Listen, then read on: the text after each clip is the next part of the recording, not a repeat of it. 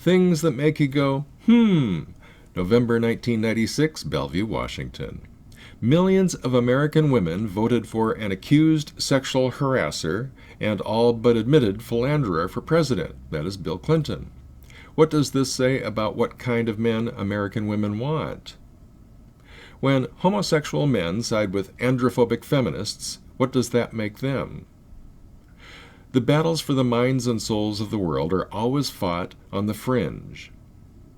In pre-Nazi Germany, a lot of people thought if they ignored Hitler, he'd go away. Ignoring bigots and bullies didn't work then, so why do people hope it will work now? As more young men than young women drop out of high school, shouldn't we have affirmative action programs that focus on helping this disadvantaged segment of the population to keep up with women? Yeah.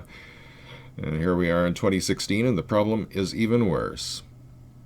The First Wives Club ignores that when a successful man dumps his aging wife for a younger woman, it's not a love triangle, but a love square.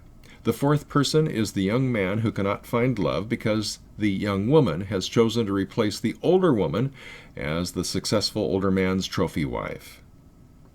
Many agree women's status as second-class citizens is demonstrated by how victims of rape are discouraged from reporting and prosecuting rapists. They ignore that most rape victims are male, see The Myth of Male Power by Warren Farrell, yet virtually all plaintiffs in rape cases are female. What's the female equivalent of the men's locker room, as in locker room behavior? The office, where it seems like women talk about sex more than anything else, including work. And they say men are obsessed with sex?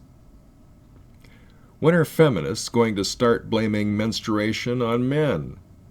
They blame us for everything else. When a woman puts off a man by saying, "How typical," isn't that sexist? When women verbally abuse men, it's called nagging. When men verbally abuse women, it's called a crime.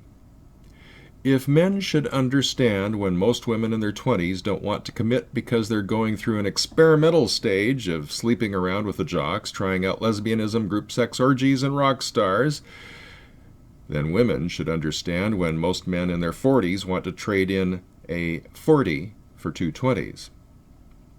Have you ever noticed how, when you're waiting at a stoplight and sometimes spot a woman in the car next to you, if she sees you looking at her, she makes a big deal of locking her door, like you're a killer rapist or something?